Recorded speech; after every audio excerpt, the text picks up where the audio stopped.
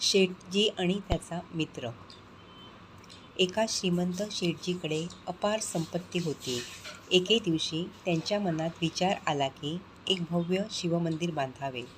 6 महिन्यांच्या मेहनतीनंतर मंदिर पूर्ण तयार झाले.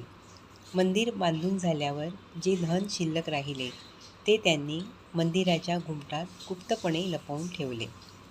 या गोष्टीची नोंद त्यांनी आपल्या डायरीमध्ये करून ठेवली.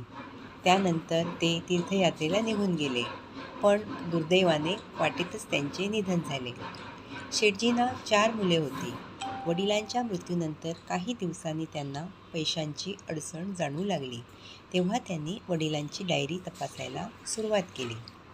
डायरीमध्ये त्यांना घुमटात लपवलेल्या धनाचा उल्लेख सापडला. त्यात असेही लिहिले होते, चैत्र शुद्ध नवमीला धन घुमटात ठेवण्यात आले आहे. हे वाचताच मुलांनी घुमट फोडला, पण त्यांना तिथे काहीच धन सापडले नाही. शेवटी ते आपल्या वडिलांच्या एका वृद्ध आणि विश्वासू मित्राकडे गेले. संपूर्ण हकीकत सांगितली. त्या अनुभवी वृद्ध व्यक्तीने त्यांना सांगितले, चैत्र शुद्ध नवमीच्या रात्री 12 वाजता मंदिराजवळ या. चंद्रप्रकाशात घुमटाची सावली ज्या ठिकाणी पडेल त्या ठिकाणी होदा.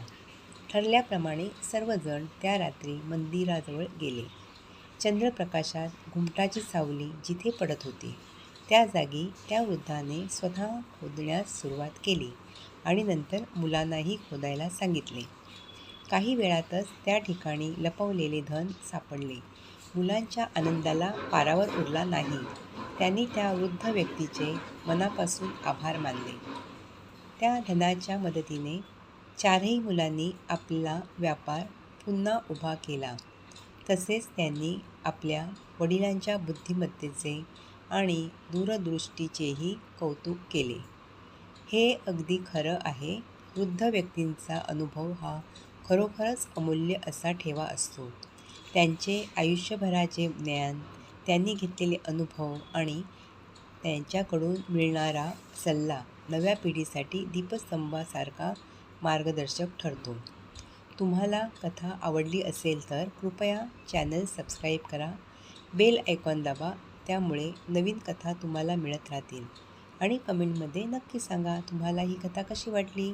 कुटुंबीय आणि मित्रांसोबत शेअर करायला विसरू नका. धन्यवाद.